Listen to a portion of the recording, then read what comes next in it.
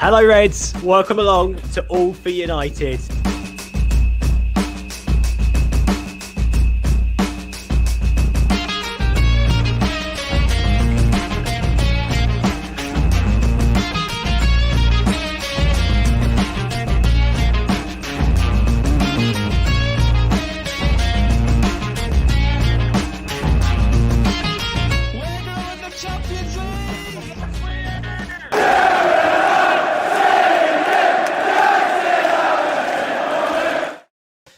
I don't care. That never gets old. It never gets old. Hello, welcome along to All for United. It's Ben here hosting a big match reaction show. There's loads to speak about this evening. Loads to go over, I feel like. And like most people here, look, at the start of the game when I saw that lineup, and we'll get everyone's thoughts on the lineup in just a moment's time, I actually put out a tweet, and I want to read it. I said this to the guys before we went live. I put out a tweet saying, don't even care about the result. Chuffed to see some of the lads on this team sheet get their opportunity to shine.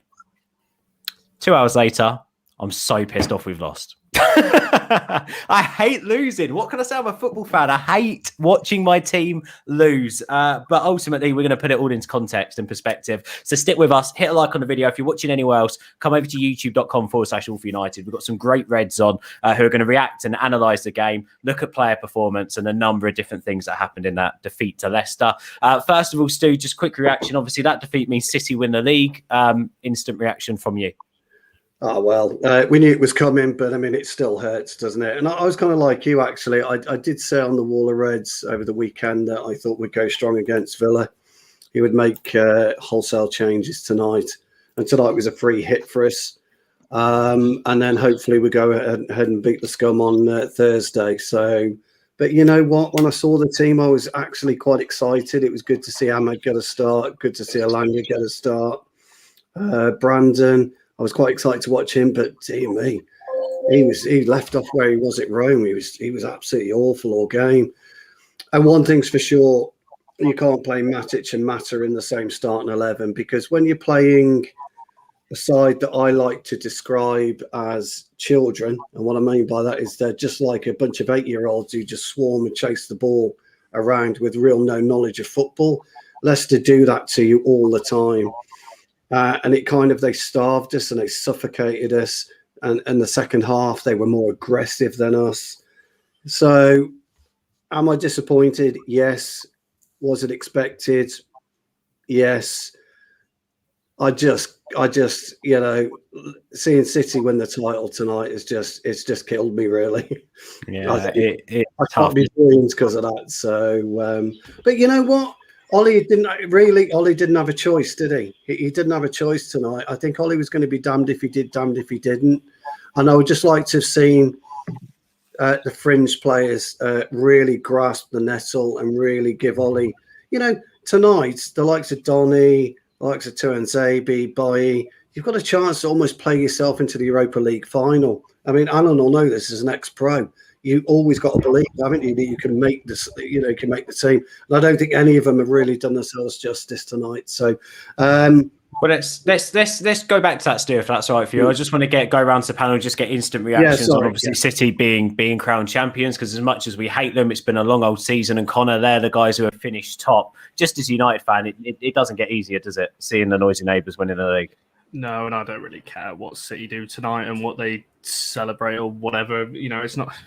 Everyone makes Robbie Savage talking absolute crap after the game. Oh, Guardiola's the best manager the Premier League's ever seen, and all this rubbish that he came out with. So, no, absolute nonsense. And yeah, I don't really care what they do. I mean, they had a break midway through the season, didn't they? Every other team went flat out all the way since week 1. They had a 2-week gap in the middle of the season because they couldn't hack it. So, yeah, ultimately not surprised at today's result. I mean, I like you, I was quite excited by the starting 11. I actually wouldn't have brought any of the Rashford, Cavani, Bruno on, if I was being totally honest, because we've got bigger things. It wasn't worth the risk in my eyes for any future, especially with Rashford. If he's still carrying an injury from earlier in the season, it's not worth the risk when we've got a final coming up in 2 weeks. Bailly and Axel, I thought were okay. Axel was probably the better of the two. Bailly has just come back from COVID as well, and if you remember, obviously, I don't know how bad he was with it, but what Pogba was like when he came back from COVID, it wasn't up to full sharpness, and I think that's probably what hampered Bailly. The fullbacks I don't think were bad as everyone says. I think they had opposite halves. I think Williams was definitely better in the first half. Tellers was better in the second half. But I'm sure we're going to touch on this later. But I want the same energy for Van der Beek and for Mata as everyone's giving the poor performance label on Matic alone. Everyone's saying, oh, well, Don is not played. Well, neither's Matic. So Don is the younger of the two. I would have thought that he would have been the one creating the play. And I know, Ben, obviously, we've disagreed with this in the chat prior to this, but I just want the same energy for all the players. No one, like Stu said, has staked a claim for future starting places in my eyes. But at the end of the day, it was a heavily rotated side. So we've got bigger games to worry about with Liverpool and the final. So 100%. We'll come back to that. We'll talk Matic, we'll talk Bailly, we'll talk a few more in a moment as well. Alan, obviously it's a long, tough season.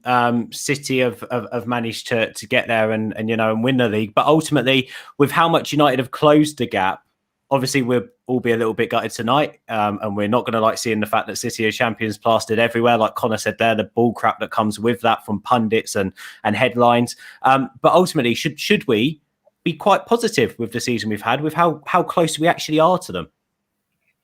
Well, we've done all right, haven't we? We've had an improved season, and we've managed to close the gap a little bit. And there was sort of dream talk and looking at could we actually find a sensational finish to the season and sort of close that gap to sort of 4 points by the time they play again, but. Bit of mixed feelings tonight, really. I totally get where Ole Solskjaer's coming from, because at the end of the day, we've had to play 4 games in 7 days, and that's not easy. So he's had to shuffle this about tonight and bring in some lads who sort of have been given an opportunity to try and shine and stake a claim. But on the flip side of that, I just thought that the performance wasn't the best, and I totally get that from a team that's been thrown together. 10 changes from Sunday. Like you say, I think a couple of lads had opportunities tonight to really, really stake a claim for, an outside chance of maybe getting a run in the Europa League final, or certainly doing something to say to Ollie, look, I might be on the fringes, but I'm here and I'm going to do my best to try and show you that I can do the business if given a chance. But I thought United, after about 55, 60 minutes, started to look really tired. And I think that was the kind of situation I expected, because, a lot of these lads have not played at that level for quite a while. And some of the lads who come in are youngsters. Elanga debut. Diallo's not played very, very much at all. Brandon Williams has been in and out. Tellers has been in and out. Matic, Mata. So you're expecting miracles, and unfortunately that doesn't happen a lot of the time. So to go in at half time 1-1, so pleased with that, really pleased with that. But I think the more the game went on, I think Leicester started to get on top a little bit in the last 20, 25 minutes. I wasn't surprised that they went in front. And as you say, Ben, really disappointed now that, you see that little band on the bottom of the screen, Man City champions. And that's really disappointing. But, we'll just have to take that. And again, with a little bit of support, a little bit of opportunity to maybe get in the transfer market over the summer, which I think is crucial again. I think Jose Mourinho arrived at this point a season or 2 ago, and he didn't really get backed. This is where I think Ollie really needs some support here, and we need a couple of top-class players coming in, so we're ready to go again and certainly challenge again and try and get that Premier League title back. I completely agree with that, and I think like it's what you said earlier on in terms of the showing our progress. We all at one point this season thought, can we actually do this? Can we dare to dream that actually 21 in 21 could actually be a thing? No matter how good City were, we all had that thought at one point, could this actually be reality? That shows the progress. That shows the trust and the faith we all have deep down in this progress, in this system, in what's going on at the moment. And ultimately, that's a lot closer than we've been in a very long time. because of the way people are talking about this City side and the champions and the manager that Pep Guardiola is. So look, that's one reason to be positive. John, look, I won't keep talking about City being champions. Let's move on to the actual game. You saw that team sheet today. I don't think I need to go through it. We all know what it was. What were your thoughts immediately? Were you very pleased that Ollie made the amount of changes that he did? And who were the players that ultimately at that point you were excited to see? I mean, I think we kind of knew that 7, 8, 9 changes were coming.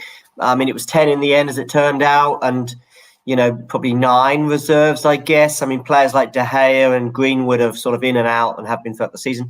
To be honest with you, I was kind of a little bit, it gave me an injection of interest in a way to the game, a bit more than normal. I was looking forward to it. I thought if we win this, I'm going to celebrate it a lot.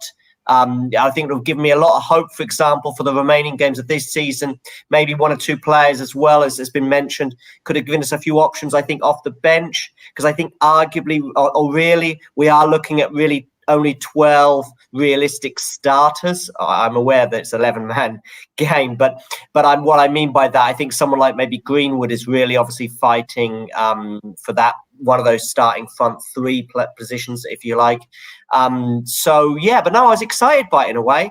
And you know, regarding the title race and all the rest of it, and obviously that has an effect on the team that started tonight. I think it was 1% chance, I think, before we dropped those 2 points at Leeds, and then that became really 0% for me. So I'm very pleased that we haven't lost the league, if you like, playing against Liverpool. We've also given inadvertently. I was, desperate to win tonight, but now it is what it is. But we've known this for a few months, really. Those points that we dropped against Sheffield United and West Brom and Everton in the last minute as well. Those sort of 7 points and Arsenal as well. From that moment onwards, really, the title was pretty much gone. And like I said, the last embers of the fire, if you like, were put out when we drew at Leeds. So Coming into this week, I don't think he had much choice. And let's go for it. Full steam ahead. Let's beat Liverpool. Let's basically kill their chances of making the Champions League. And then it'll be a case of bringing certain players in, keeping the team fresh, keeping them on their toes ahead of the final. One final point I just want to make regarding tonight's game, though, is I was hoping when I saw I disagree with 1 or 2 of the people that said earlier about, bringing the players on actually at 1-1.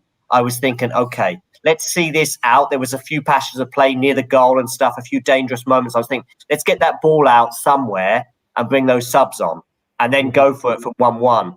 Unfortunately, it went out for a corner. And of course, then, making substitutions at a corner and all the rest of it, and then going down 2-1. I'm disappointed to lose tonight's match, but I've known for a while that we've lost the league, and that's how it is. Yeah, I completely agree, John. I'm seeing loads of comments. I'm trying to keep up with the live chat, guys. I'll stick them on screen. Get all your thoughts in as the lads on the panel here chat through the game and analyse and react to the defeats of Leicester tonight. Ugly Bell, I agree with you. I actually thought after the first half, at half time, I was thinking of Connor. I think I put this in the group chat. I actually believe that Leicester are there for the taking. Like, I don't mind if any changes are made or not. I thought that United team that started, ultimately after that first half, I had confidence that they could go on and beat Leicester. But Leicester then ultimately stepped up their game a couple of levels, and we ultimately couldn't or didn't. And I think that ultimately is what finished the game for us.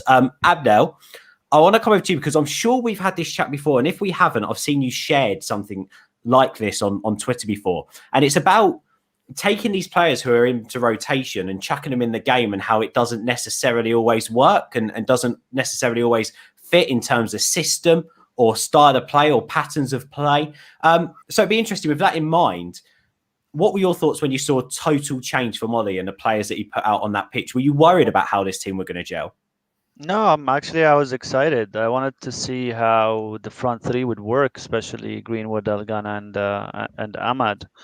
So I knew there were going to be a lot of changes. There was a little part of me that's saying, you know what, I know Ollie, he wants to go for every game, even if it's a dead rubber. He might put a semi-strong team, but he went and completely changed the whole thing. So when I saw that team, I was like, there's no chance we're winning this game today. But anyway, I will just enjoy it and watch the small kids, getting debuts and see how Greenwood will perform as the main striker when there's no real support in terms of like having Rashford or Pogba or Bruno Fernandes behind him. So other than that, there were no other shocks. But the point that you were talking about, at the time, I was talking about substitutions in game. Because Ollie at the time were getting criticized a lot for in-game management and how his substitutions are late and whatnot. And there is a thought that's, well, it's Twitter really, and I don't really want to go by Twitter logic because Twitter logic is very stupid. But there is a thought that, like if you don't make a substitution, you're basically a clueless manager, or you don't know how to change a game or something like that. Or if you make a substitution, you're guaranteed to change a game, which is not true at all. Sometimes it's best to leave it as it is than to twist, just because you want to satisfy the fans by making a substitution. So it's a game by game thing, you know what I mean? And sometimes, unfortunately, with the case of this United team, the balance is very, very like critical, because we're on an unbalanced team, and to get that balance is like a very thin line. You know what I mean? So taking Pogba off of the wing and putting him in the middle of the park, and then putting someone else on the wing, like to get the right balance with this team is very difficult, and he's having to try to do that as much as he can. So just sub someone, just put Van de Beek doesn't like, okay, put Van de Beek and do what? You know what I mean? Give me the idea of the balance here. You know what I mean? Just because Van de Beek is a forward-thinking player does not mean he'll change the game. You know what I mean? So there's a lot of dynamics that you need to think of, and that was my point at the time. Yeah, it makes sense. I think we also maybe saw a little bit of that today. Like Van de Beek came back into the middle of the park, but just because he's a forward type player, it doesn't mean that he's going to be in the forward positions and will get you a goal immediately. Exactly. And change the game, and you control it. It does not work like that. Yeah, 100%. Well, let's come back to some individual performances in a minute, because it'd be good to hear everyone's thoughts. I'm just putting a tweet out now. If you're on Twitter at @AllForUnited, 2 players that you were happy with today, impressed with, 2 players you were maybe slightly disappointed with, and that you want to point out maybe, because let's face it, these players are potentially playing for their places in the squad. If we're going to bring in 2 new signings in the summer, some players have to leave, and potentially these games here and now make all the difference. So get those in. Two players impressed, two players that potentially didn't. But Wesley, we've spoken about before the game, looking at that side. Really good to see Alenga and Diallo Amad Diallo in the starting lineup. Good to see Matic and Van de Beek getting starts as well. De Gea from the off as well. Tu and Zabi. I know people called for Williams and Telles to play more, but ultimately that first 10 minutes was incredibly shaky, wasn't it? Incredibly shaky, which maybe was expected. But what did you make of particularly their goal, their first one? Well, it's a fantastic finish. He's hit it on the volley first time as it's come in the box. I don't think any goalkeeper in the world would have stopped it. It's just, we've got into this terrible habit now, and I'll go to the team first. I saw the lineup, and I was quite pleased in a way, because all day I was shouting for Ollie to, make key changes and rest all of our key players. I did hear whispers yesterday and the day before about we were going to make significant changes to the team. I'm glad he did. I thought the team, what we put out, maybe overachieved in the sense of Leicester going strong. We probably feared the worst with the back 4 that we did put out, but I don't think we did too bad. I mentioned earlier, I think Zabi, I agree. I think he had a pretty good game as well. The fullbacks, I think Telles did okay, considering the last game that he did have. Didn't play very well. But these are players that they haven't played a lot of football this season. I think that, the City getting the title tonight as well, I don't think that'll hurt too much because of the Europa League final. I'm thinking of that as well, and hopefully it'll give the team more incentive to bounce back next season and win the league, because we look at the games that we've dropped points in this season. We're not that far behind City, and it's silly points that we have dropped. Your Sheffield United, your West Brom, conceding late against Leicester and Everton as well. If we see those games out and win the 2 games that we should be winning, we're probably going into the last few games of the season in a completely different situation.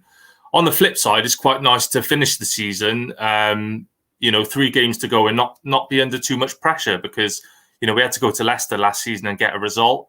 This season, we've secured Champions League football with 3 games to go. So, Ollie made the right decision today, I think, making the changes.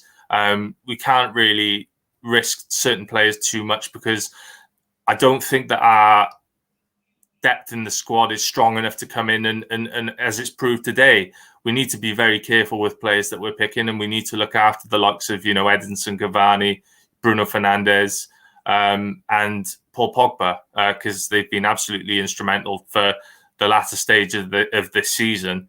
And if any of those players were to pick up an injury, we could have a problem. Yeah, I suppose the good news before kickoff as well was the fact that Maguire's ankle injury is not a fracture as well. I don't know if you guys missed that, but it's not a fracture. It is the ligament. However, maybe there is a chance that he could play the Europa League final, which I think from today's viewing is massive. Absolutely massive. Stu, you're shaking your head. Maybe. You never know what they can do nowadays. You know that there'll be something happening. Oh, look, they've just got Real Guardiola. Get his mates in Barcelona to get the injection ready, and he'll be fit by next week. Yeah, exactly. Yeah, it'll happen. It will. I don't know your name, buddy, but we're not trying to be, so to speak, negative. We can only comment on what's just been seen and sort of react immediately to the topics that are there to speak about. However, we have got some positive stuff to talk about, and that's 2 players that I think ultimately stood out. And I want to start this and maybe go around the board and chat a little bit about Amad Diallo and the management of the kid, because people have been asking to be thrown in. Look, I put out a tweet earlier on. I thought my biggest worry with Diallo when I first saw him play was positionally. It's really tough, like really, really tough. He's going from an Atalanta side that plays in a slightly different formation, a different system.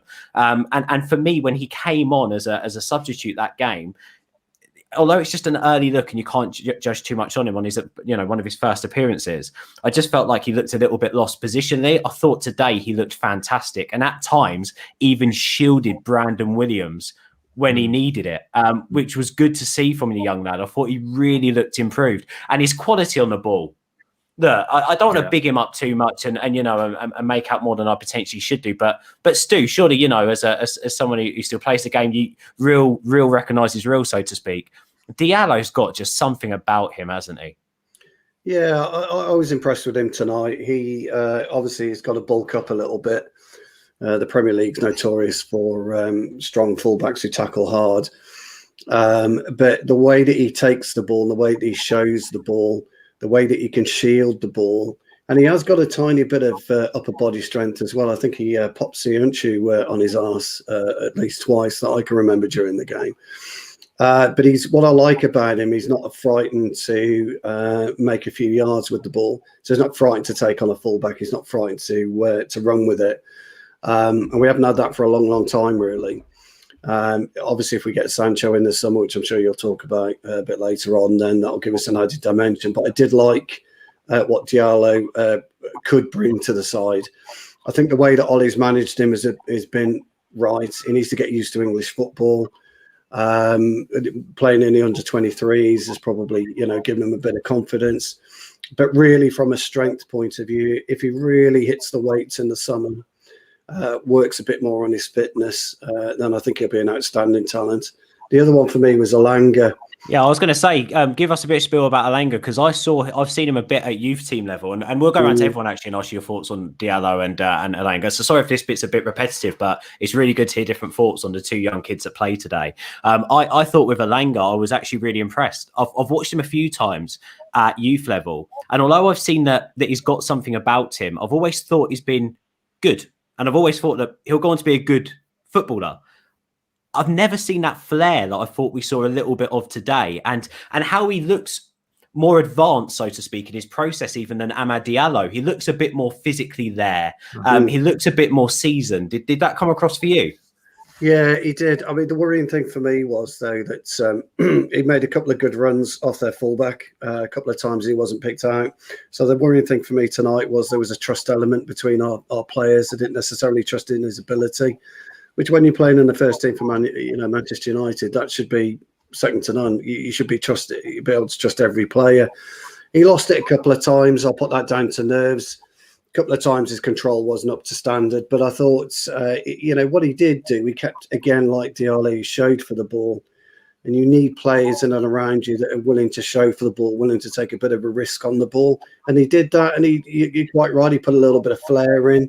He's very, very quick. He just perhaps needs to look at his hold-up play a bit, look at his positional play a bit. Look at there's a couple of occasions where if he'd looked over his left shoulder to see where the fullback was, he could have cut inside him a bit quicker. But all in all, the lad's 19. His first real taste of Premier League football. I thought he did okay. I think he can come off and be quite pleased with himself. I saw a little bit on Twitter, which I don't really pay any attention to anyway. I don't think they kind of understood his game. Some of our fans, I don't think they don't watch enough under 23s to know what type of player he is. But if we use him right, and if we play to his strengths, I think he could be a good player for us. I was quite impressed, I have to say. Connor, let me come over to you. First of all, Ahmad, and then on to Alanga. What were your thoughts on the debutants tonight? Yeah, I thought they both did as well as they could have done. It's not like they were littered with chances. And I said before the game, it's a good chance for them because they're coming up against good opposition. It's not like we've thrown them in against a lower league Europa League team, for example, or in an early round FA Cup game. This is coming up against Leicester, aren't third in the league for no reason. So the fact that they held their own, Ahmad was definitely the brighter of the two, I thought. And like Stu just mentioned, they did make some really good runs and weren't picked out by, you can put your blame on whoever you want there, Matic, Mata, Donny, whoever it was in the midfield. But yeah, so they made some good runs, which was promising. And it was always going to be a nervy night for Alanga anyway. I know Ahmad's he's played a couple of minutes before, but even for him as well, it would have been a nervy time making your first Premier debut. And like I said, up against tough opposition. There are no slouches in the back three that Leicester played, and big physical players which will do them good in the long run.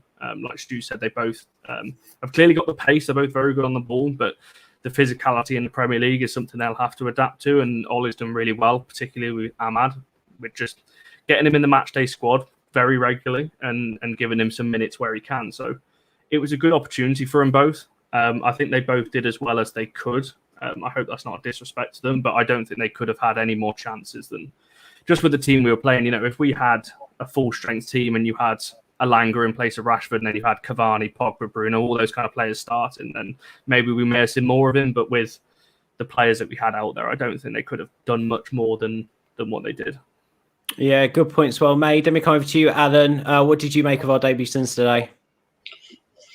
Yeah, they did okay. It's not easy, is it? It's pretty tough. One thing I like about Diallo, I think he's got a really, really good temperament. I think his first game for United was against Liverpool in a youth match, and I think he scored like a Panenka style penalty.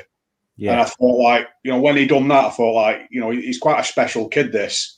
And then when he came on against, I think it was AC Milan, wasn't it, in the Europa League, and scored that back header. He's showing signs of really special things, which is what you expect from a Man United player. We shouldn't be signing poor players. United are the biggest club in the world. We expect class players in every position, and I think with time and with patience, I think this, hopefully he can offer something and become a really good player. Elanga, not easy, young lad, Premier League debut, coming into a team that's thrown together. Very difficult, probably anxiety through the roof tonight. But he did okay, he tried, he made some runs, he tried to get on the ball when he could. And like anything else, Ben, it's a learning curve, isn't it, for the younger players? And this is where I've got a little bit of a bugbear with development, because that's what it's all about, isn't it? It's getting into that first team 11 at United and trying to stay there. Now, unfortunately, the under-23s league is not the best, to be fair. Uncompetitive. One man and his dog watching. sometimes hard to get yourself motivated. For first team football, the first team level is completely different. So what do? Do you send these kids out on loan? Yeah, okay, we can do. The problem there is getting the right loan for them to bring them on. If you get a decent loan, Jimmy Garner went to Watford, did okay. I don't think he was 100% happy with the loan. He come back again. He's gone to Notts Forest, and a lot of the Forest supporters are raving about him, saying, what a good player. And he's playing most weeks, and that's what you need, regular football. Whereas you get somebody else who goes out on loan. I think Dylan Levert's at the moment, he's gone out somewhere.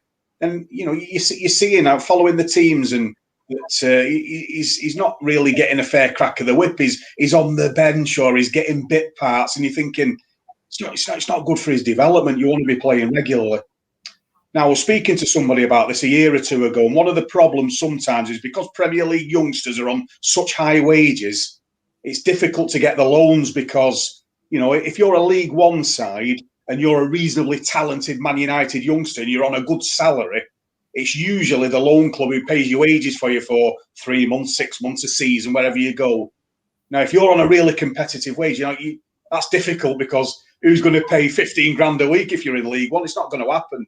So a lot of these players, it's like your development and your movement forwards and trying to get into the first team is difficult because you're in and out of it. So I think to become a good, regular, consistent first team player at United, you've got to be extremely special indeed. And that's the challenge for all these youngsters coming through. Mason Greenwood's shown it. He's done fantastic since he came on. Marcus Rashford's done it. But a lot of these other youngsters, it's tough to do. It's one thing making your debut, unbelievable, fantastic.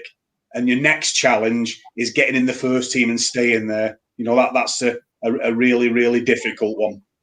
Yeah, I think you hit on it in terms of Ahmad's early stages playing against Liverpool. Was it Liverpool? And then he had a game against, was it Blackburn? And he was clearly so above the levels of under 23. You could just see it an absolute mile off. And I think I tweeted you, actually. You tweeted Mr. Mujak, didn't you, Alan, about this? I tweeted you during the game. But potentially, I think maybe this is me thinking too deep about it. Maybe that's why he doesn't want to play Ahmad in the under 23s. I mean, I know we've got COVID bubbles and there could be a number of reasons, but I think the other part of it is that I don't think you can anymore use the under 23s to prepare someone for first team football because the balance just isn't there. The competitive levels are not the same at all. And ultimately, if you also have a really bad game for the under 23s, it doesn't say everything you need to know about that footballer at all, does it really? It's just bad games can actually happen, but that can be quite detrimental to the players' confidence if they do at that level for the under 23. So I think it's quite interesting what you said there on loans as well. I'd love to know how many clubs are paying for our loan players in terms of wages.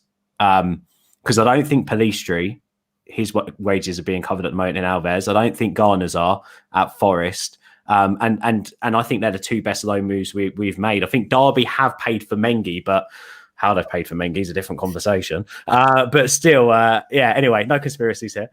John, let me come over to you quickly. Again, it's always good to see debutantes, isn't it? You've seen many as a United fan over the years. Look, from your early thoughts, have we got two special kids here? I see Diallo as being a little bit ahead of Elanga, if I'm honest. I thought Alan made some great points about his maturity and his confidence, if you like, that we saw glimpses of this evening. Listen, I'm not a scout or an expert by any shape or form, but if I had to back one of the two to really make it big in the team, if you like, it would be Amad Diallo of the two. Regarding the progress he's made since he came from Atalanta, I mean, he barely got a look in at Atalanta for the first sort of few months of this particular year. So I think what he's done is kind of partly what I expected, maybe slightly exceeded expectations. I mean, that very smart header against Milan arguably put us through, and of course we can see where we are in the Europa League right now. Coming to loan moves and all this, of course, this used to be a huge thing in the 90s in particular. I mean, Beckham was probably the biggest beneficiary of that when he went to Port Vale on loan and then came back a new player.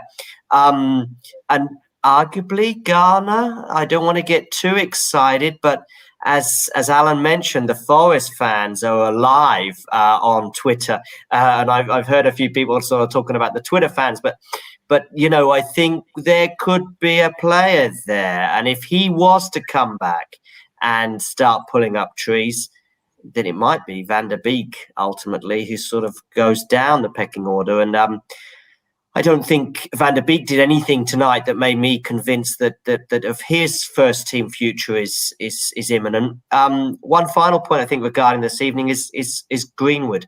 Greenwood, midway through that first half, was the person who said, "Hang on, guys, I'm the senior guy here, of the attacking front players, with the exception of perhaps Mata. He's the guy who grabbed the game by the scruff of the neck and basically got us back into that game." And I was watching, the two younger players sort of cede possession to him a little bit. And it's kind of funny to think that their ages are fairly similar, but there was one player there that had obviously played nigh on, 70, 80, 90 first team games, I guess it is now. I don't know, maybe I'm going a bit too far with that. But there was one of the three that looked the senior, and it was Greenwood. I think at times Elanga did look a bit nervous, lacked a bit of confidence. There was a time, I think, in the second half when he was making a run and then hesitated, and Greenwood had played it to him. And I think there was a kind of a relationship that Greenwood obviously has with Rashford and Fernandes and perhaps Cavani as well that wasn't quite there.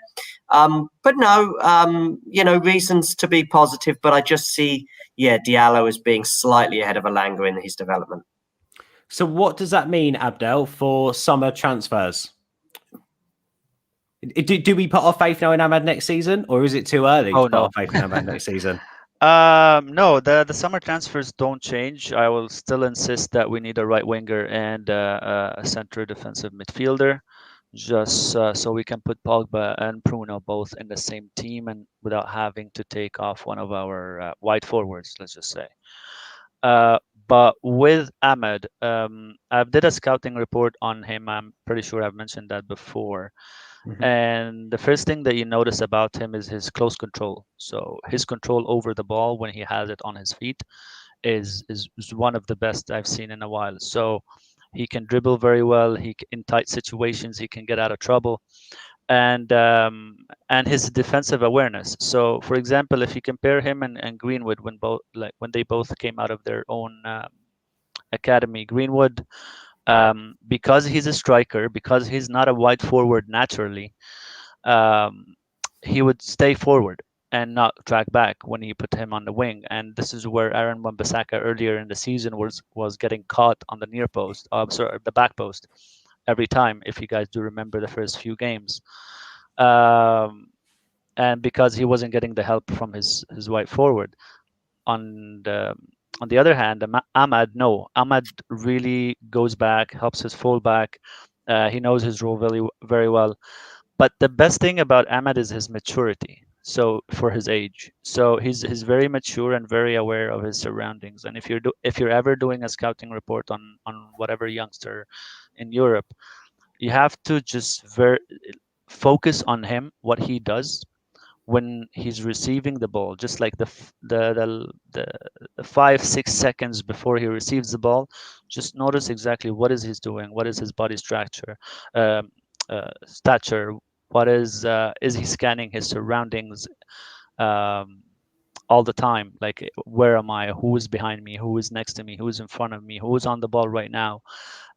These are the little things that you notice Ahmad is doing, and that's why I'm saying he's very mature for his age, and and it really showed between him and Elanga today. Elanga, I'm not saying Elanga is bad or anything. No, he is not, but he was just taken more by the occasion than Ahmad. Ahmad felt very comfortable, like he's played in this team before. He's played at this level before, and not even at United when he got his few minutes in the Champions League with Atalanta, he looked that mature. He looked that calm as well. So I'm really excited on what Ahmad brings. I'm just not sure. Even though he does use his body very well in terms of how small he is, he still uses his center of gravity well to keep himself on the ground and not get brushed easy. But I would still give him a year or two to be an actual regular starter. So that's why I think we still need a Sancho, if that's who we're going for right winger. I'd love it. I would love it. I'd love Jadon Sancho in this United side. Wesley, let me come over to you. Look, few years for Diallo, but let's face it, if we do go out and get that right winger, Greenwood's coming through. We also have a number of talented youngsters as well who can play up front and all different forward positions. You know, it's still not given, is it, for Ahmad? He still has to make these improvements, doesn't he? Do you think we've got a player there? And what were your thoughts on Elanga today? Yeah, if I start with Ahmad first, I thought he did really well. He's very, very silky on the ball. As Abdul just mentioned, the low sense of gravity. He's got great ball control. For such a small lad, he holds his ground really well. You know, he gives a little bit out as well. He doesn't shy out of a tackle. He's strong for such a small lad. One thing I really liked is I didn't see any fear. And he does put himself out about, like I already said, but he's very confident, and he looks like he's been playing in this team now for many years. I mean, you wouldn't think he barely played a game of senior football. You know, I really do see something special in this lad, and you know, I do think Ahmad is going to go to the very top. I think his development is going to be detrimental. I think that if we bring in another right winger, which I do think is needed, I think I'd like to see it not knock him back, but sort of have the Alex Telles effect on him. You know, make him want to do better, and like it has done with Luke Shaw. Telles, you know, we need competition for places. You know, we're not just. We've seen that we do have a serious lack in depth in this team. So yeah, if we can sign someone like Sancho, I'm sure that'll probably or hopefully have a positive effect on, you know, Amad Diallo as well. But like I said, I see something special in this guy. You know, I think he'll go to the top. But yeah, Elanga as well. I think that, you know, you touched upon it earlier. I think there was a little bit an issue with trust with him today from some of the players. I think that he made 4 or 5 fantastic runs in the first half and behind and didn't get the ball. But, you know, other than that, I don't think he did anything bad. I think he did the basics really well. And considering it was his debut as well, you think that he didn't really look out of place. I'd say that he did okay tonight, but I think we're going to see a lot more of Elanga in the next coming months or even pre-season. Mm-hmm. Yeah, I think he shows some nice confidence as well. I know it's not an awful lot, but he won a couple of cheap free kicks in situations that we needed to win them. And sometimes you see the young lads not mature enough to be able to, so to speak, do that in those situations. And very quick thing. Also, when you're thinking about right wing, left wing, the center forward, and the 10, we're very not fixated into a position. So no, if we're saying right winger, Sancho, does not mean Sancho will always stay on that right wing for the entirety of the match, because we're very fluid. You'll see Sancho on the left, you'll see Ahmad on the right, you'll see Ahmad on the left, because all of the key thing about all of our forwards as of right now, they can pop in all 4 positions. The 10, the right wing, the left wing, and even the center forward, which it's a key thing that I think Ollie's looking out for in all the recruits that he's getting, is how comfortable are they in all 4 positions. So that's one thing I think we should keep in mind when we're thinking about right winger, you know? Yeah, I think that's what he likes about Elanga as well, is that a lot during I don't know if you guys saw this, he was coming inside quite a bit and you know, and also forcing Greenwood to move a bit, confusing the defence slightly, and then at other times pulling out. I think he pulled out quite far wide for Greenwood's goal, which ultimately gave him a lot more space there in the middle. And the reason, by the way, why I mentioned transfers is Solskjaer's come out with a quote. He subtly just put his studs into a sliding tackle towards the board and the Glazers this evening when asked about City winning the league. He said, if you want to take up the challenge with them, we need to strengthen our squad. He also went on to mention that we could do with a couple more, strengthen the squad, 1 or 2 new faces. So nice one. So Tom Heaton and someone else then. Another great stat as well is Elanga was the 14th player from the United Academy to be handed their debut by Solskjaer. Amazing. I love that. Right, let's have a proper chat then, shall we, Connor? I want to talk about a few other performances today, because there's been do you know what, actually? I want to start this by saying I put out some stuff about Matic, and overall, I think the reason why those comments were slightly taken out of context and I went over the top of them was because I had idiots tweeting me, and Twitter never helps when you're trying to make a point and you feel like you've made a clear point and you get idiots tweeting you. Like, Abdul, you must just get this on some of your threads. It's like, why do you even entertain them? But we all do it.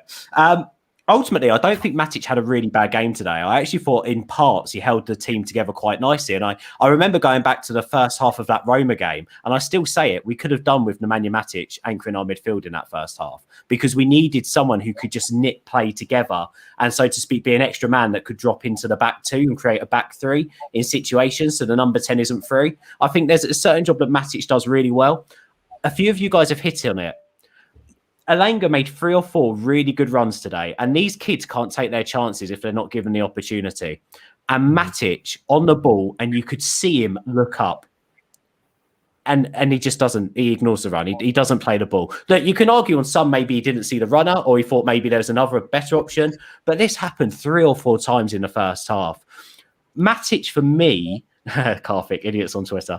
Matic, for me, is one of those players that actually, when I watch him in games like that today, I get frustrated and disappointed with him, because I think overall he's better than that. He's better than that. He is the most experienced player in our side. There's no reason why he can't take a risk, because ultimately, if Nemanja Matic takes a risk, the players around him go, well, if Matic is doing it, like, we need to up our game a bit, and we need to have a look at different passes. We need to have a look in behind as well. And ultimately, it plays a big impact on the players around him. In my own personal opinion, that's what I'll be looking for from the experienced players. For me, Matic, stats massively deceived him today. I was disappointed with him in the first goal. Again, player of that much experience, he got sucked in far too easily. And then the second goal, look, Rashford lost his man. The sub should never have been made before a corner, if you ask me. But still, Rashford lost his man. Do I expect Matic to be a bit stronger? Maybe yes. But do I expect De Gea to potentially come off his line? Maybe. I don't know. There's a number of different things you can throw at that. I was just disappointed with him today. Look, I'm going to go around the whole room, because also quite a lot of shade being thrown at Mata, saying that he looked leggy and looks like he's lost it. And, you know, the summer could be the time for him to leave the club. Tuanzebe's another name that's been thrown out there. So, Stu, I don't know if you want to talk about a couple of players, Eric Bailly as well. Just 2 players today that potentially you felt like maybe didn't take their chance. Let's go with that. Yeah, I just quickly touching on Matic. There's a popular misconception between fans of any football team that a simple player cannot affect a game of football. And you're absolutely right, Ben. Matic can affect a game of football because sometimes simple 2, 3 touch, 4 touch balls are all that's required. He didn't have his best of games today. I thought he drifted in and out of the game today. And certainly for Söyüncü's header, he should have clattered into Söyüncü. If you look at it, he kind of turned his back and half-heartedly jumped, which is why Söyüncü got the run on him. But players that didn't take their chances today. I thought Bailly was way below par today. I wasn't really impressed with him at all. I think his positional play, he was caught a couple of times. He was very slow. He was very pedestrian. And I don't know what's going through his head at the minute, whether or not he's comfortable with his 4-year contract or 3+1 contract. I'm not really sure with Bailly. Since he's been back. You know, I made Connor laugh the other day because I said on occasions it was prime Rio. Well, Jesus Christ, he was prime spam today because he just couldn't get his feet going. I don't know what was wrong with him. And the other one for me is Brandon. Alan's right, actually. But Brandon, when he came on the scene a couple of seasons ago, was almost a fan favourite because of his never say die attitude. He'd get stuck in. He'd have a pop. He'd have a bit of aggro. And I don't know whether the Wan-Bissaka coming has absolutely just crushed his confidence. Whereas Luke Shaw with Tellez is kind of, he's grown in stature. Williams as a youngster, it's maybe crushed him. And I'm not seeing anything from Brandon at the minute that's going to give him an opportunity to stake any claim of any kind of minutes next season. So I think he needs to go away and and take a long look at what he needs to do as a footballer. So I think for those two, for me, they were pretty poor. I know people are going to rag on Donny, and I know people are going to accuse me of a Donny loving. But look, Connor's right. I respect Connor's opinion. Well, I respect everybody's opinion. But Connor's, got his opinions on Donny, and he's right. I'm not saying he's gone on there and taken his chances, But Donny's a very neat and tidy footballer. And when you've got players like Tielemans and you've got players like Ndidi, and they're just constantly on you, Donny wouldn't have been used to that type of play and a more pedestrian Dutch division. And I'm not saying that's an excuse, because he really hasn't taken his chances when he's been on the field. But I thought he was in patches again. I thought he was okay. But for me, I was really disappointed with Williams and Bailly tonight. Yeah, and it's even more frustrating when it's the basics, isn't it, Stu? Like, it literally is like the passing. And again, what does it come down to? Is it lack of play time? Is it fresh ideas? Is it everyone's just trying to play it safe? I don't know. Do you know something, Ben? I did mention it at the weekend. When you have an Alan, is probably the best on the panel to talk about this. But as a professional footballer or any footballer, when you're in and out the team or you're not getting any kind of playing time, you get so nervous when the ball's coming to you. You're kind of trying to do 2 or 3 things at once, when really what you should be concentrating is trapping the ball and then moving it. Yeah. And those are the basics. We've spoken about Fred running around like a headless chicken. If he could actually control the football, it'd be all right in our CDM. But Alan's probably best to talk about that, really. Yeah, we'll get Alan's thoughts in just a second. By the way, today, just to back up what some opinions have been on the panel tonight, Solskjaer on Mason Greenwood's performance. When he looks to his right and he looks to his left, he has Ahmad and Anthony next to him. He feels he has to be the main man. He looked like a 29-year-old tonight, not a 19-year-old. And I think that sort of says everything when you get praise like that from your gaffer. Connor, what about 2 players for you? Like, obviously, you hit on Van der Beek earlier. I know you don't necessarily agree with my analysis on Matic, but honestly, it doesn't come from a place of hate with Matic. It comes from a place of, I know I pushed for United to sign Matic years before he even came from Chelsea. I love Nemanja Matic. I think he's a fantastic footballer. For whether his legs have gone or not, or I expect too much of him right now, I just felt like today, you're the experienced player in that midfield. Come on. You've got to give those players in front of you something to work with. And I just feel like he didn't tonight. And he was at fault for me for the first goal. But the second, I don't think you can really push too much blame onto him, if you're being nice. But 2 players from you anyway, Connor. Yeah, no, I see your point on Matic. My point on that was that I want people to use the same energy, because a lot of people were saying with Matic how bad he's playing. But for Donny, they were saying, well, he hasn't really played. Well, neither's Matic. So you can't have one excuse for one player and one excuse for the other. That was the point I was trying to make, because Matic was good at what he usually does, which is shielding the ball, good at beating a press. He had a good few take-ons. But yeah, I agree with you. His passing forwards to Elanga or Ahmad, whoever was making the run, wasn't there today. But let's be real about this. None of the midfielders did anything, none of them were playing balls over the top. Donny wasn't doing, making himself available. I've said this in the past. I feel like he marks himself out of the game at times. So I think, going back to your first question then, so 2 players I think that disappointed. I think Donny was one of them, because I do think he can be a good player. And I know me and Stu have had discussions on a numerous amount of shows about him. And a lot of people I've seen before, you've got an agenda against him. I really haven't. And I do think he is a brilliant player. But I don't know how many chances he can possibly need. I get it, he needs a run in the side. However, when he's played, and like I said, you've got to use, if you're going to use the excuses he's not played, you can use that for anyone then. Anyone that played tonight, they've not really played. So that was my reasoning behind that. So yeah, Donny, I don't think, he wasn't awful, but he just didn't stake a claim to really push for a starting place yet. Can I just make a quick point, Connor, before you move on to your next player? And it's not to disagree with anything you've just said. I completely agree when it comes to energy. It happens a lot of the time between Martial and Rashford. Similar sort of situations all the time. We absolutely laud Martial when he puts in these subpar performances, but when Rashford does them, we seem to turn a blind eye sometimes. And so I completely agree with you when it comes to energy. I just think sometimes it comes down to what your expectations are as a fan, and also what you class good as, and whether good is good enough. So for instance, what I mean by that is Donny is very much still a 24-year-old footballer who's trying to find his way into the Premier League. He's been in here for a season, whereas for me, Nemanja Matic has played in the Premier League and top level football for a number of years, been at this club a heck of a lot longer. So for me, if there's any player within that side that has to step up in a moment like that, when we've got debutants and maybe a depleted team that you would say, I would put that onus on Matic, because I trust in him and believe him. But I understand if we're going to rattle it down or nittle it down to individual performance, yes, I demand more from every single player on that pitch tonight, no doubt. But do I expect it? Again, it depends what your expectations are. Yeah, no, Does that make sense? I do tend to agree with you, but are we asking Matic to be the creator tonight?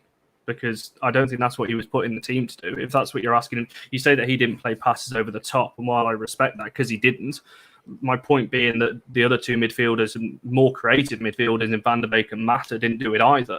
So if you're asking Matic to be that creative player out of the three of them just because he's more experienced, obviously Mata's experienced as well. But yeah, I suppose it depends who's got the ball at their feet when the run's being made. I think that's what it comes down to, and it's easy for us to say as fans when we're in the stadium or watching on the telly when we see someone darting forward. But ultimately, we're not pitch level. We can't see from Matic's eyes, so who knows what he's seen and what he hasn't seen. But personally, I would not understand how he hasn't seen a few of those runs, and then if he has, I don't understand why he hasn't played the ball.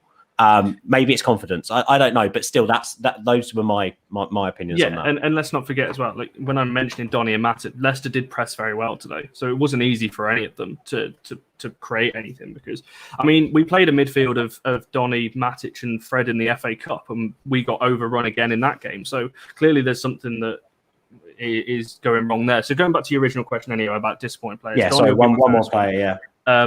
And I think I'm going to say Juan Mata. I know the fullbacks were. I actually thought Williams had a good first half under pressure that he was getting. Yes, his passing was a bit off, but I didn't think he was that bad. Same with Tellez. But I'm going to say Mata just because I love Juan Mata, and it's a shame to see. Again, he wasn't awful, but he wasn't brilliant. When Bruno was out the side, you're looking at Mata and you think he is that one player that can create something. Now, again, he didn't get a lot of opportunities today because the ball didn't get pushed into him a lot, and there was a lot of times Mata does what Mata does, likes to drift out wide or drift wherever he goes. And towards the end, he was shoved out on the right-hand side, which is not his best position anyway. So, yeah, I'm going to say Mata just because it's sad to see I don't like to use the word decline, but, yeah, I'd maybe expected a little bit too much of him tonight because it is against a tough Leicester side. But, yeah, I was a bit disappointed in Mata tonight. Good points well made, mate. What about you, Alan? As a former midfielder, we've spoken about three within the last 10 minutes: Matic, Van der Beek, and Mata. Any thoughts on those three? Would two of those three be on your list in terms of players that you felt like didn't take their chance tonight? I don't want to be negative and say players that disappointed or were crap. Just players who didn't take their chance tonight.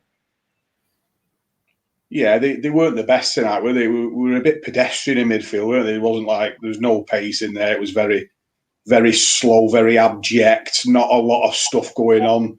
Three similar types of players, really. I know Matt is really skillful, good quality, good little footballer, but Matic and Van der Beek are quite ponderous, aren't they? And sort of, they're not explosive. They're not going to be bursting forwards into the box. So I thought that was where the game was kind of maybe. We found it challenging tonight in that midfield area. Mata, will he stay for another season? I'm not sure now. I'm not sure. I know there was talk of him maybe looking to depart, but he's been a great player for us. Juan Mata, he's been quality. So and it's sad to see players coming to the end. But that's the way it goes. Football doesn't stand still. It doesn't wait for anybody, and whether he'll stay or not, I'm not sure. Matic, not sure again. Like you say, he probably had a reasonable opportunity to do something tonight, to take a chance. But because it was a team thrown together, it's a great point that Ben you made before about, was he getting the options to give the ball to maybe a couple of the younger players, but chose not to, as opposed to maybe safer options that he chosen. Not sure again. Van der Beek. I'm not too sure about Donny. Again, he's had a really, really slow start, hasn't he, to his Manchester United career? Not really had a lot of opportunities and chances to show what he can do. He showed glimpses. He showed glimmers. I'm not too sure about him tonight because listening to that, the Sir Alex Ferguson documentary, the little trailer for it, Sir Alex said, I don't call it psychology. I call it management. I'm not too sure whether Ollie's managing Van der Beek very well at the moment, because if you're managing somebody, when you come onto the pitch, you appear confident and you're buzzing and you're ready to go. but I don't see that in Van der Beek. I'm not too sure if Ollie's pulling him at the moment and saying, don't worry about your time will come, you're a class player, you can do the business for me. Now, if you're hearing those sort of things off your manager, you grow in stature and you do the business when you come on. But I'm not seeing that in Van der Beek. I'm seeing a lack of confidence in him. So that's a bit of a concern. So I'm not too sure about what's going to happen. Whether he'll get more opportunities into next season, we'll have to wait and see. But not the best of starts for Donny van der Beek.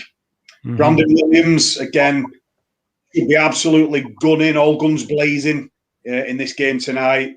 Maybe, again, lack of confidence, bit part playing, not really getting a run of games. Maybe heading out on loan somewhere next season, to try and get regular game time and bring him on again. A great point from Stu before when he first come on the scene. Full of fire, good attitude, local lad, got stuck in, big heart, but come out the side. Wan-Bissaka came in, done good, done well. Luke Shaw started performing on the other side. He's been really, really good this season. So all of a sudden, you're dropping down the pecking order a little bit. And again, from a desire and a confidence and sort of thinking about, when are you getting your opportunity? There's not been a lot for Brandon Williams, as he's too good for 23s football. So I think that the next step for Brandon is maybe looking to get a decent loan somewhere, whether that's in a kind of a bottom half Premier League side or maybe a championship side that he'd be expected to be challenging for the championship title. Mm-hmm. Yeah, I completely agree with everything you've just said, Alan. I could have put it better myself. I think it's interesting with Brandon Williams because I think he was meant to go out on loan potentially last summer. And I don't sort of know what happened there. But ultimately, you look at him and he is a lad that needs some time on loan. If he could get like a James Garner-like period away from the club, then ultimately, hopefully that will serve him best. But who knows? John, let me come over to you. Loads of chatter about Matic, Brandon Williams as well. I mean, steering slightly away maybe from Van der Beek and Mata, unless you really want to hit on them. What about like Tuanzebe and Eric Bailly tonight?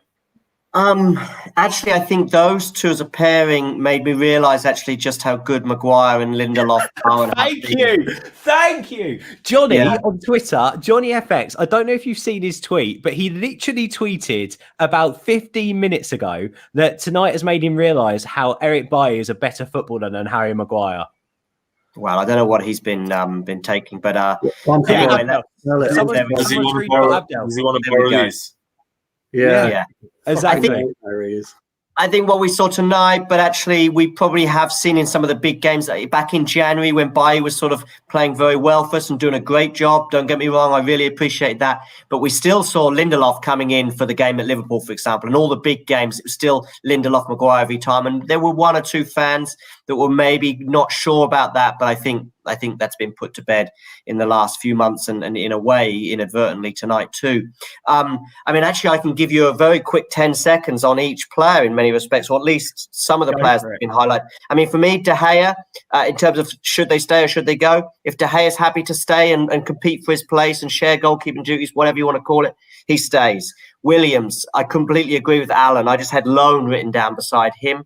And it was 12 months ago, if you remember, in that Leicester game that basically sealed Champions League. I thought he was very poor that day, and I was starting to think about then being a bit of a key moment for him. Well, that moment is even bigger now. So that's how I think of it for him. Tuanzebe, I guess we need 4 centre-halves. I'm not sure that we're going to be buying a centre-half this summer, so I guess Tuanzebe stays, but it's a big, big 12 months for him too.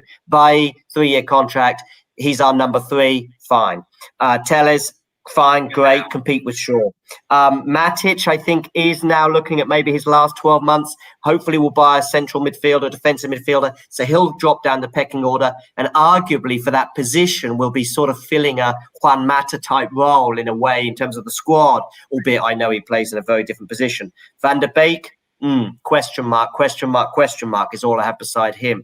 Mata, love the guy, love the blogs, love his heart, has had his moments, has contributed a lot for our, relative success over the last 6 or 7 years, or when those moments have come. The summer is the moment for him to pass on. There's a bit of sadness, I think, with Juan Mata as well, because it never quite, from the moment that helicopter arrived until now, things never have exactly taken off for him and the club as much as we wanted. And I think James Garner as well will come back into the fold. And so that really is the time of the passing of the guard, if you like. James Garner comes in, Juan Mata goes out. Thank you very much for your service. Love the guy, love everything he's done for the club. And, I think we've spoken about the front three enough. So that's where I stand on the team tonight. Well, and John, thank you very much for your service, mate. You've done a cracking job there, summing all that up. I do think it's interesting you hit on Garner. I think Ollie's got, I wouldn't say big decisions to make with Garner this summer, but I've seen enough from James Garner, heard enough from Forest fans, and seen enough of this United squad to think that there is no reason why Garner doesn't come into this squad next season. And ultimately, then it's down to Ollie or the offers. Is there a Premier League club potentially wanting to take him and are going to give him game time? If so, yeah, maybe that's a better option than him sitting on the bench. But ultimately, I think he's more. I don't think he's far away. Abdel, let me come over to you. 2 players tonight you thought didn't take their chance. And I know you're going to absolutely love potentially ripping me to shreds about Matic potentially, or chatting a bit about Van der Beek. No, I'll go on Matic because he's actually was the standout performance in the midfielder. No, you are having a laugh. No, seriously. If when you were talking about the long balls, right? So none of the other midfielders attempted anything. Matic attempted 10 long balls on him by himself, and 8 out of 10 were successful. 2 were directed towards Elgana. 2 were directed towards Ahmad. And the rest, he was just switching play. But they happened in the second half, didn't they? No. Actually, I think so, because he didn't do it in the first half, and I think in the second half, because I tweeted about it saying there was the long ball for Matic. Let me check for you. Just one second. But anyway, I think he was the outstanding the outstanding performer from the midfield. I don't know why I can't say it. In the midfield, Mata haven't done anything in the match. I love him, but this is one match I think was not for Mata, because Mata and Van de Beek, let me take Van de Beek with Mata at the same time. Mata and Van de Beek are the type of players that will play together, right? When you are a team that's controlling majority of the possession. Not saying Mata is useless outside of that. Mata, a little bit more than Van de Beek, has more qualities than that. But at his age right now, if you're going to play Mata, you have to play Mata in a team that controls 80% of possession, 75% and higher. Same thing with Van de Beek. Van de Beek is even worse, because Van de Beek's type and archetype of a player needs a team that controls possession all the time. Because he will run around, find you pockets of space, link up play, or drag a midfielder out of place, or drag a center back out of place so that you can pass the ball to someone else making a third run. That's Van de Beek's role. In a match like this, not the best thing. Although to give this to Van de Beek, which he did something he wasn't doing in the previous chances he's got, he kept his possession better. Because when he played previously, he would completely forget that he's playing in a double pivot, run forward, and just doesn't come back. And then the person who's playing next to him find himself in an empty field and everybody's running at him. So this time around, he kept his position fairly well. He contributed defensively. He actually, it's a very weird thing for Van de Beek to say. His defensive contributions were higher than his offensive contributions, but of course it has to play with us not having as much of the ball when he usually plays before. But Matic was the commanding midfielder. I know maybe it's not the best performance we want to see of a midfielder, but in comparison to the other two, he was the standout. The chances, it came from Matic. That long ball over the top to Ahmad, and then Ahmad passing it to Greenwood, that was Matic. So in terms of midfield, he was the standout. In terms of the back line, I don't think any of them really stood out. Like really told Ollie, you know what, I want to play in that Europa League final, if that's what they're aiming for. None of them really. Twanzebe, Bailly, Williams was okay. The thing is with William, he is neither too offensive nor too defensive. You know how we talk about Arman Bissaka and Shaw and how different they are in terms of attacking output and defensive output? Williams is someone who's very in the middle. And Telles is very much like Shaw, and just in terms of set pieces, crosses, runs forward. He's not a progressor of the ball, so he won't carry the ball and build up play for you and move forward. He's someone who's just gonna run forward, give me the ball, I'll cross it for you.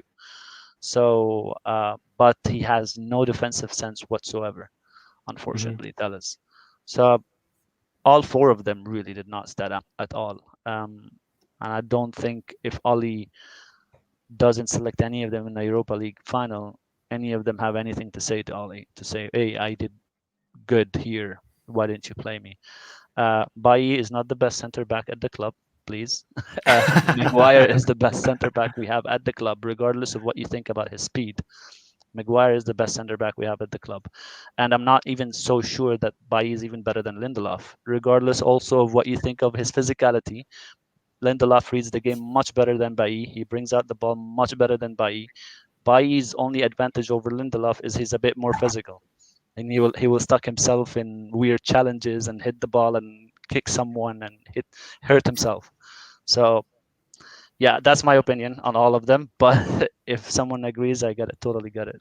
Can I just ask you one quick question? I'll come back. I've got a question for you on Matic in just a second. But just quickly, is Tuanzebe better than Bailly? I haven't seen much of him to give you an honest opinion. Okay. To be honest, fair enough. And with Matic, so was he very good today, or was he the best of a bad bunch? I would say the best of a bad bunch, because every time he came in before, he wasn't really performing well. But today, in comparison to Van de Beek and how Mata performed, he was the standout performer in the midfield. And he was taking it up on himself to try to actually create or try to get us out of the pressure that we were on. I think that goes back to Connor's point earlier, which I think is a very valid point you made about energy for performances from the other players as well. And I think the way you articulated that, Abdel, and spoke about it was absolutely spot on there and absolutely impossible to argue against. I mean, just personally for my own eye test, I just didn't enjoy Matic's performance today. I just didn't. Wesley, let me come over to you again. Same question, because I want to hear a couple of players. I don't know if you want to differentiate, if you want to talk about. No one's really spoke much about Tuanzebe, Wesley, and I know you've seen him come through the wanks. The wanks? God, hello. What time is it? You've had a bad day at work, but it wasn't that bad, was it, Wesley? Yeah, no. But in terms of Tuanzebe, I don't know if you want to hit on him, and also maybe we've spoken about Van der Beek, Mata, and Matic. So feel free to have your say. Yeah, well, I think Axel set standards. Obviously, when we played PSG away earlier on in the season, probably had the best game of his life against Mbappe. You know, I think he's a fantastic defender. I think he's got more to offer. As we know, he set his standards. You know, I think that at the moment he is behind. He's definitely behind Harry Maguire and Victor Lindelof. But we touched upon it then. I actually prefer Tuanzebe to Bailly. I think that Axel is technically better than Bailly, more comfortable on the ball. Eric Bailly does give me heart attacks sometimes when he, does the Cruyff turn in his own 18-yard box. Does really, really risky things that, can bite you on the backside. But to believe it or not, I wouldn't say Bailly was one of the players that I think didn't take his chance tonight. The two players for me, and I absolutely love him to bits. I am a massive fan, and I'm grateful for everything he's done at Manchester United since he signed, is Juan Mata. I think he was very poor on the ball today. He didn't influence anything. It was very pedestrian. It was sideways and backwards passes. Chance was very, very low. And there was movement in the front three as well. Obviously, Elanga was making fantastic runs. So was Ahmad and Mason. So yeah, I think Juan Mata was not the best. Like, he was certainly one of the players that I think should have stepped up being a senior player. But I also think it's maybe being harsh, but I think tonight is surely decided that I think it's time for Juan Mata to move on. And I'm not saying that ordinary. I just think now in the summer is probably the best time for Juan to move on, with a golden handshake and welcome back to Old Trafford at any time, and hopefully in the future he'll be back working for the club in some way, shape, or form. Because in terms of a person, as a character and experience, someone like that around the club, you can't get anyone better than that.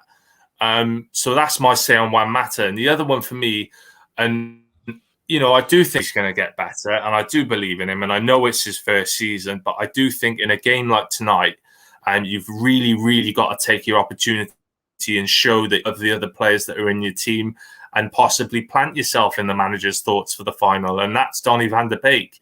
Again, what I find with Donny is, it was touched upon earlier, is that he would be a lot better in a possession-based football team. I completely agree with that, and I find that Donny van der Beek perfect if you're cruising 3-0 up in a team and you want to keep the ball. He didn't influence anything tonight. He was very backwards, very sides.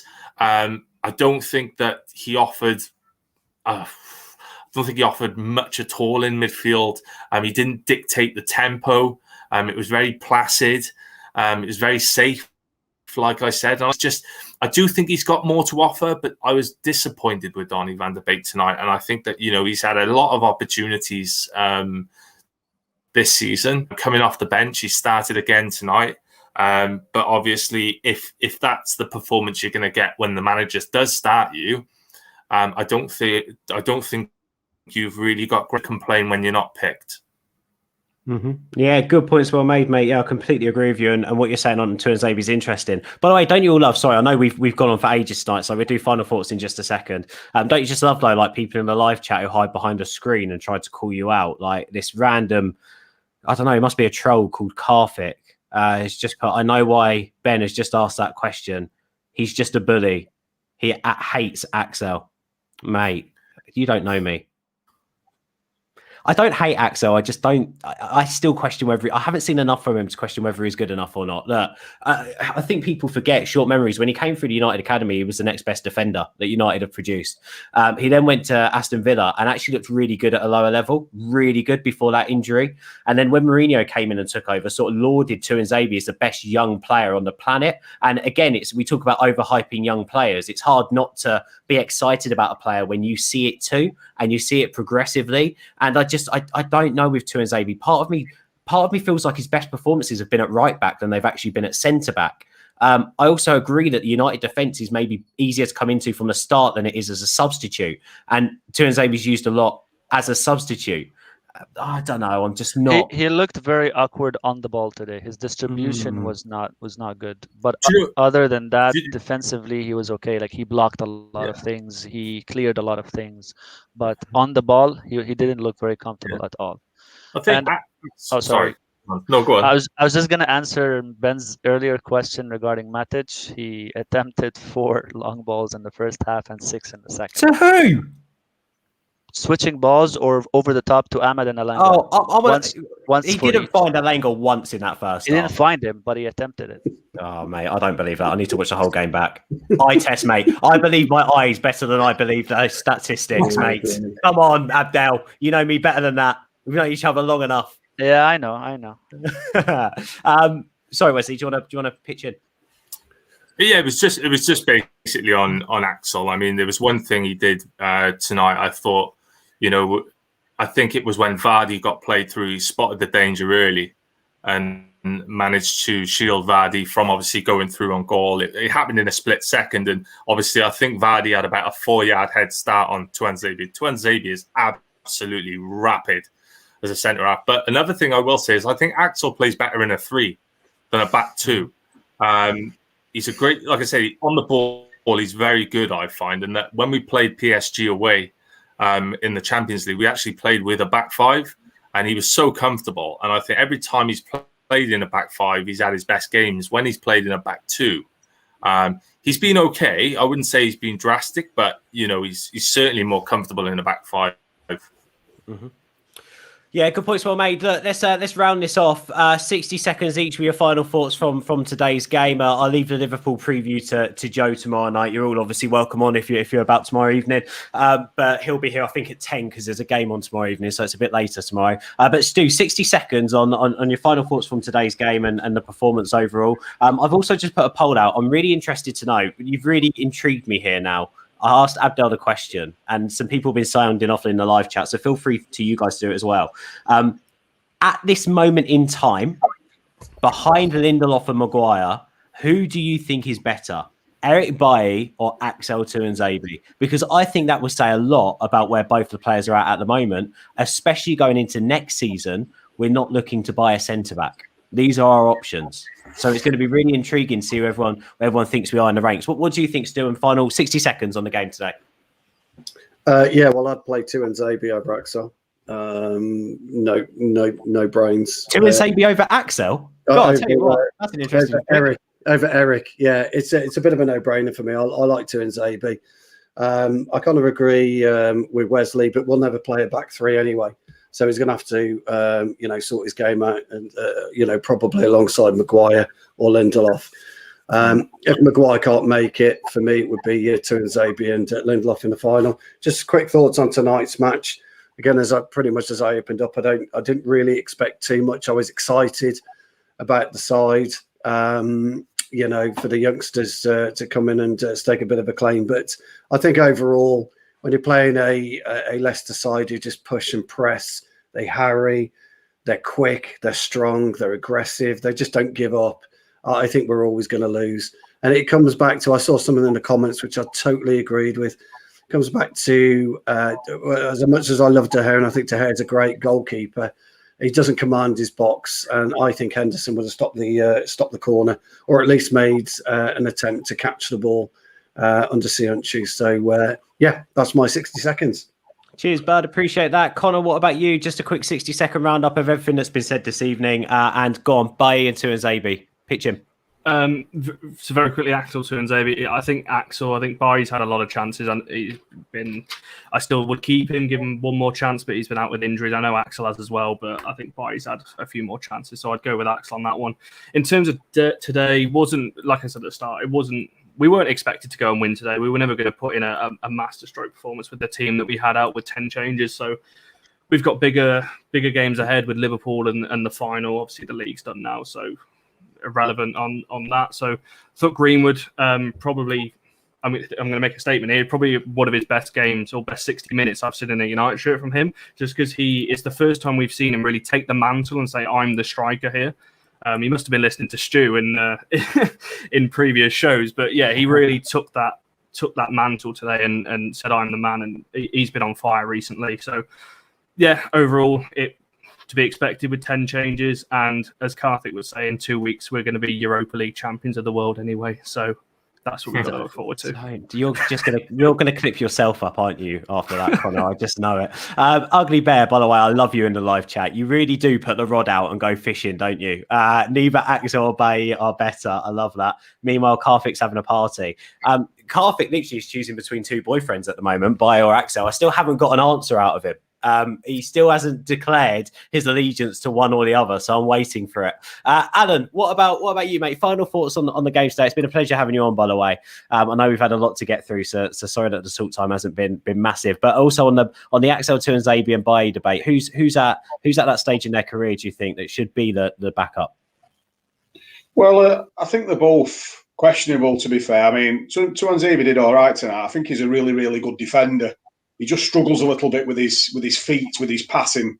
I think that's an area of his game he's got to work on if he wants to establish himself in United's first team.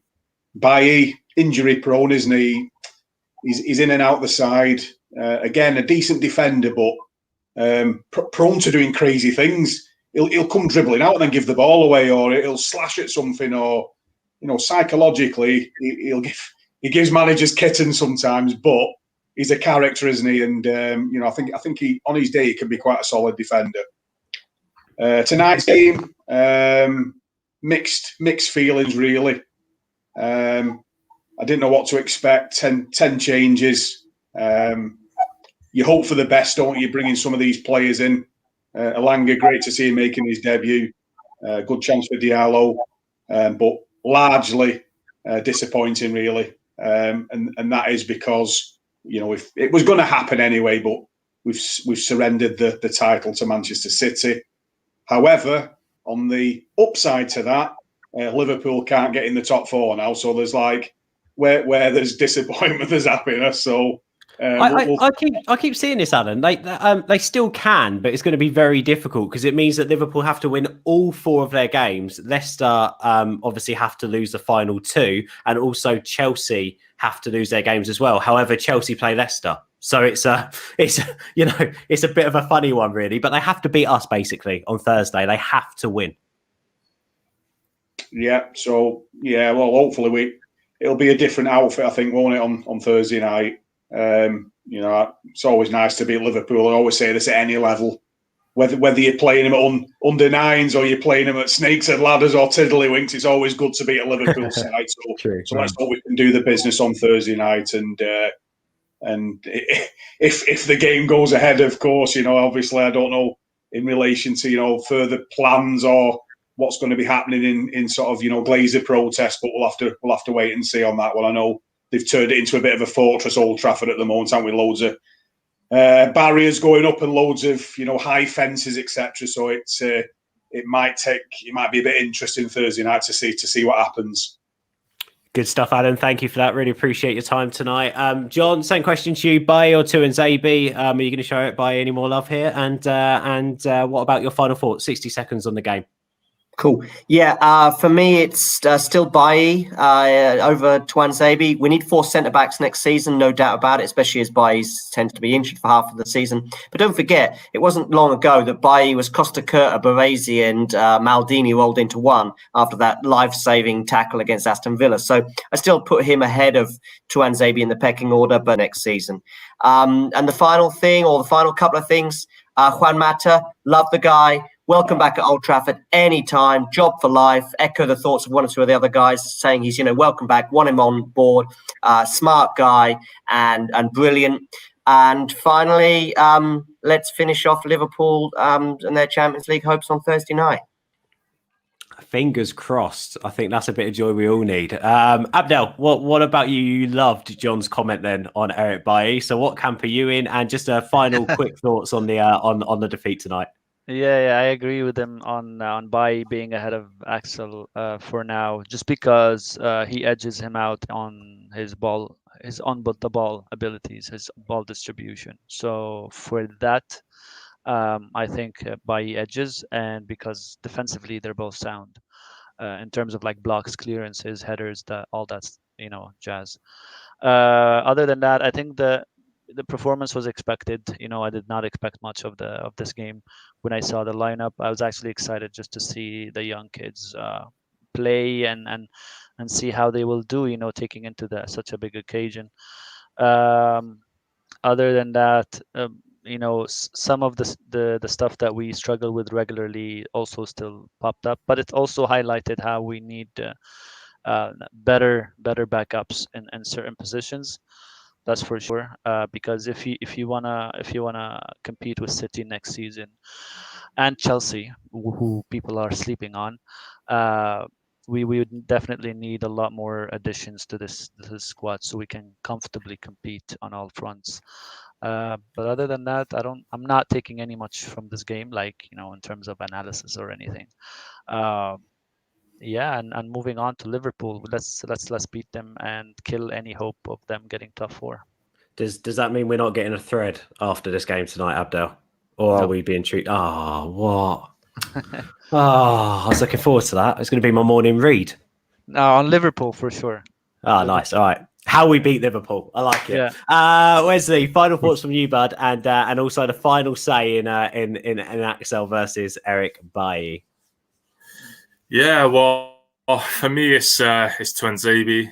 Like I said, I think that Tuanzebe is at the moment is more reliable. Understandably, that they've both had injuries, but I think that when Tuanzebe has played, I think that he's shown his as much, or if not a little bit more, than Eric Bailly when he's been given the opportunity. As I said, I referenced it before. That performance against PSG blows my mind today. And, I don't think I've seen, with all due respect to Eric Bailly, I don't think I've seen as such a colossal performance in a game as Tuanzebe did in PSG.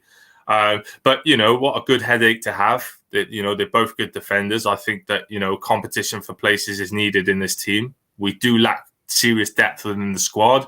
And I think that, we need healthy competition, as we've shown with the signing of Alex Telles and, Edinson Cavani in the summer. It has given some people a kick up the backside, but it's also, with Cavani coming in, he's been absolutely different class. But yeah, I mean, it's like I said, it's Tuanzebe for me for sure. But in regards to the game tonight, when I saw the team, wasn't expecting too much. Yes, it's disappointing to lose, but the circumstances didn't change for us. We were still going to be 6 and 7 points clear of third within the league, regardless whether we draw, whether we lose. I mean, it would have been nice to win, but unfortunately, we didn't get the win tonight. But I think the young lads did us proud. But overall, not too concerned. I'm just, all eyes on Thursday now. Put a strong team out, strong performance, get the win and finish off the Scousers. Yes, mate. Yes. And 100%. I hope we do that as well. I really hope we do. Guys, Stu, Connor, Alan, Abdel, John, and Wesley, thank you for coming on, lads. I really, really appreciate it. We're going to get out of here. I think tonight's made me realise a couple of things. One, how much Ollie needs to be back this summer. If we really want to progress, we do need some more options. And I think that is evident in what happened tonight. I think, unfortunately, some tough decisions need to be made around Mata, around potentially De Gea, and even you could say what happens next season to the likes of Axel and Williams. Do they need another loan? Do they need another full season out on loan? If they're going to have a season like this season where they're more on the bench, is it better to go and get them playing regular football? We've got Laird coming back after his loan at MK Dons, Garner potentially as well, Mengi. There's options in and around the club, and I just think if we keep delaying the progress of the likes of Williams and Tuanzebe, it's just never gonna happen for them. They need minutes. But also it's made me realise as a fan how much it doesn't matter what the team looks like, how much a game doesn't matter. I friggin' hate losing, and that was still a tough pill to swallow tonight. It's still hard seeing that City have won the league. It's still difficult reading tweets that United for 8 seasons in a row finished behind City. It will never sit well with me. I will never enjoy with it. But it has made me realise how much progress has been made this season. It's going to be something like 6 to 9 points difference with the champions if we can keep winning games. And that's as close as we've ever been. We've only to this point lost 5 games in the league this season. We're breaking league records for away wins. We can do that on the final day of the season. Ultimately, this team is in a fantastic position. And I watch players like Diallo, I watch Elanga, I see Greenwood tonight, and it makes me excited for the future, which only leads to one outcome, guys. We're going to win the something or other next season. But what I will say is the Europa League is definitely in our sights, and we all have a right to be confident. Don't you worry, Skeptic. I've got your back. I'm not saying it. However, what I will say is Carthic's completely spot on with this. And lads, you're all welcome. We're going to do a live watch along for the Europa League final. We all know you can watch the Europa League final live for free on YouTube and places like that through BT Sport. They do all that live.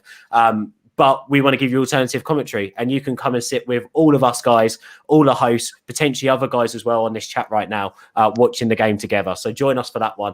But for now, I'm going to sign out. Peace out to everyone. Stay safe. And I'm sure Karthik and his mad match reaction show will be back very, very soon, and you can enjoy his energy. Right. Laters, guys. Take care.